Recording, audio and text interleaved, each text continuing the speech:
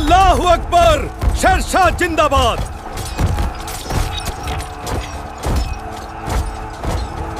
সম্রাট শেরশাহ দীর্ঘজীবী হন। তিনি দিল্লির শাসক। আজকের এই বিশ্লেষণে আমরা এমন এক মহাকাব্যিক দ্বন্দ্ব নিয়ে কথা বলতে যাচ্ছি যা আক্ষরিক অর্থে পুরো ভারতীয় উপমহাদেশের ইতিহাসকে চিরতরে বদলে দিয়েছিল। ভাবুন তো, একদিকে প্রবল পরাক্রমশালী বিশাল মুঘল সাম্রাজ্য, আর ঠিক তার বিপরীতে এক উচ্চাকাঙ্ক্ষী আফগান যোদ্ধা, যিনি উঠে এসেছিলেন একেবারে শূন্য থেকে। আজকের এই আলোচনা কেবল কিছু পুরনো ধুলো পড়া যুদ্ধের গল্প নয়, বরং এটি হল অদম্য ইচ্ছা, নিখুঁত রণকৌশল আর অভাবনীয় প্রশাসনিক প্রতিভার এক শ্বাসরুদ্ধকর বাস্তবাখ্যান। চলুন দেখে নিই কীভাবে চরম অবহেলিত এক মানুষ থেকে শেরশাহ সূরি ইতিহাসের পাতায় এক মহান সম্রাট হয়ে উঠলেন। মনে প্রশ্ন জাগায় স্বাভাবিক, তাই না? কিভাবে একজন সামান্য আফগান জায়গিরদারের অবহেলিত পুত্র সেই মহান মুঘলদের পরাস্ত করতে পেরেছিলেন? মানে একদিকে উত্তরাধিকার সূত্রে পাওয়া বিশাল রাজকীয় ক্ষমতার সম্পদ, আর অন্যদিকে নিজের যোগ্যতায় তিলে তিলে গড়ে তোলা এক অসাধারণ রণকৌশল। এই দুয়ের মধ্যে আসল তফাতটা ঠিক কোথায় ছিল? উত্তরাধিকার কি সত্যি সবসময় প্রতিভার কাছে জয়ী হয়, নাকি যোগ্যতার কাছে শেষমেশ রাজকীয় রক্তকেও হার মানতে হয়? এই প্রশ্নের উত্তর খুঁজতে গিয়ে আমরা এমন কিছু তথ্য জানব যা সত্যি চমকে দেওয়ার মতো।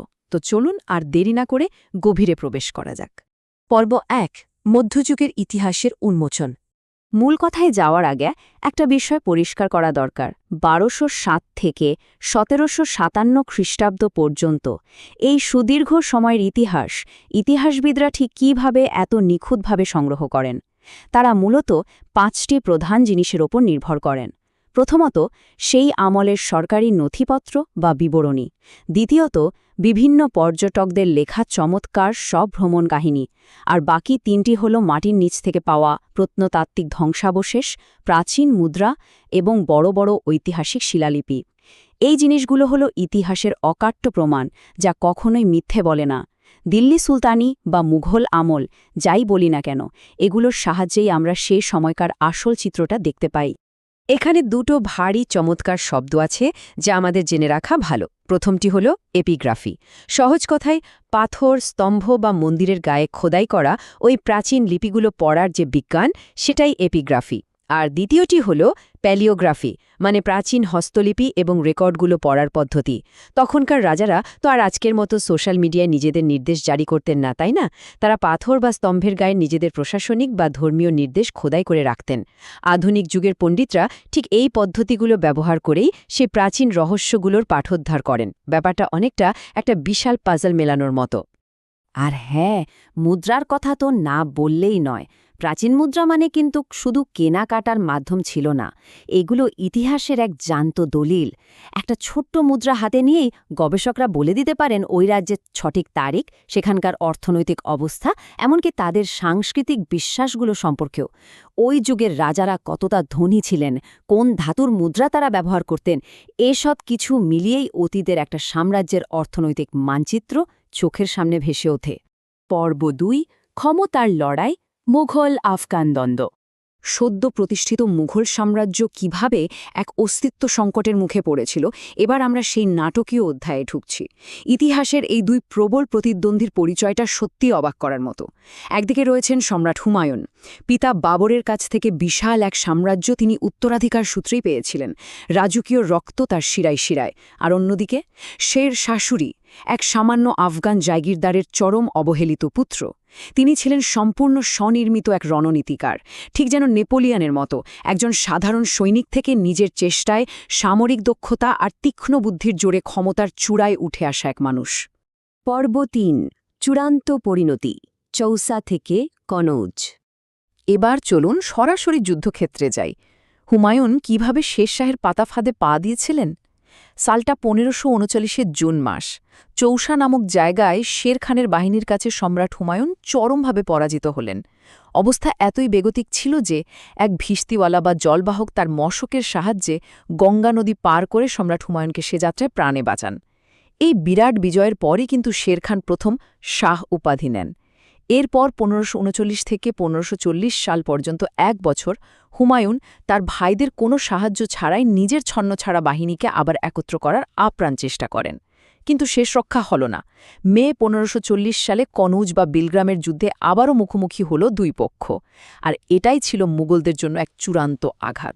কনৌজের এই যুদ্ধে শোচনীয় পরাজয়ের পর আগ্রা এবং দিল্লির নিয়ন্ত্রণ সোজা শেরশাহের হাতে চলে যায়, আর পরাক্রমশালী মুঘল সম্রাট হুমায়ুন তিনি বাধ্য হন প্রাণ বাঁচাতে সুদূর পারস্যে পালিয়ে যেতে। ভাবা যায়, সম্রাট বাবর যে সাম্রাজ্য এত রক্ত আর ঘাম ঝরিয়ে গড়ে তুলেছিলেন তা মুহূর্তের মধ্যে তাসের ঘরের মতো ভেঙে পড়ল, আর দিল্লির সিংহাসনে সূচনা হল এক নতুন যুগের, আফগান আধিপত্যের যুগ। পর্ব ৪, সংস্কারের এক বিশাল উত্তরাধিকার, সুরি প্রশাসন। আমরা এখন শেরশাহের সামরিক বিজয়ের গল্প থেকে সরে এসে তার প্রশাসনিক ম্যাজিকের দিকে তাকাব। স্ক্রিনে জ্বলজ্বল করা এই ৫ সংখ্যাটি দেখে হয়তো একটু অবাক লাগতে পারে। হ্যাঁ, শেরশাহ সুরি দিল্লি সিংহাসনে রাজত্ব করেছিলেন মাত্র ৫ বছর, জাস্ট ৫ বছর। কিন্তু শুনলে অবাক হবেন, এই অবিশ্বাস্য রকম ছোট্ট সময়ের মধ্যে তিনি যে পরিমাণ উন্নয়ন আর সংস্কারমূলক কাজ করে দেখিয়েছিলেন তা ইতিহাসে অনেক শাসক কয়েক দশকেও করে উঠতে পারেননি। এই অর্ধ দশকেই তিনি এমন এক বিশাল প্রশাসনিক কাঠামো দাঁড় করিয়েছিলেন যা ভবিষ্যতের সাম্রাজ্যগুলোর জন্য আক্ষরিক অর্থেই একটা ব্লুপ্রিন্ট হয়ে দাঁড়িয়েছিল। এই অর্জনগুলো একটু খেয়াল করুন, দেখলে চোখ কপালে ওঠার জোগাড় হয়। অর্থনীতিতে তিনি প্রথম রুপিয়া চালু করলেন, কৃষকদের জন্য সারা দেশে ব্যাপক ভূমি জরিপ করালেন। অবকাঠামোর কথা যদি বলি, বিশাল রাস্তার সম্প্রসারণ থেকে শুরু করে ব্যবসা আর ভ্রমণের সুবিধার্থে অসংখ্য সরাইখানা তিনি নির্মাণ করেন। আর প্রশাসন, সেখানেও তিনি একটা দারুণ দক্ষ পুলিশি ব্যবস্থা চালু করলেন।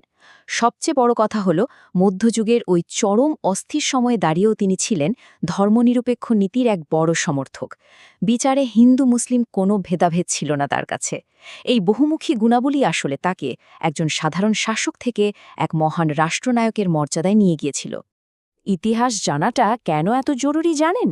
এই যে আমরা আজ এত টাকা বা রুপি ব্যবহার করছি, এর শেকড় কিন্তু লুকিয়ে আছে ওই 1538 থেকে 1545 সালের মধ্যেই। শেরশাহ সুরির আমলেই প্রথমবারের মতো এই রুপিয়া চালু হয়। অবাক করার মতো বিষয় হল, তার তৈরি করা এই মুদ্রা ব্যবস্থার প্রভাব এতই সুদূর প্রসারী ছিল যে তা শুধু মুঘল আমলে আটকে থাকেনি, বরং পরবর্তী ব্রিটিশ শাসনামল, এমনকি আজকের দিনের আধুনিক মুদ্রা ব্যবস্থাকেও গভীরভাবে প্রভাবিত করেছে।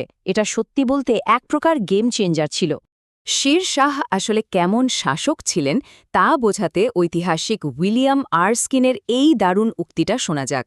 তিনি বলছেন, আকবরের পূর্ববর্তী যে কোনো শাসকের তুলনায় আইন প্রণেতা ও জনগণের অভিভাবকের প্রেরণা শেরশাহের মধ্যে বেশি ছিল।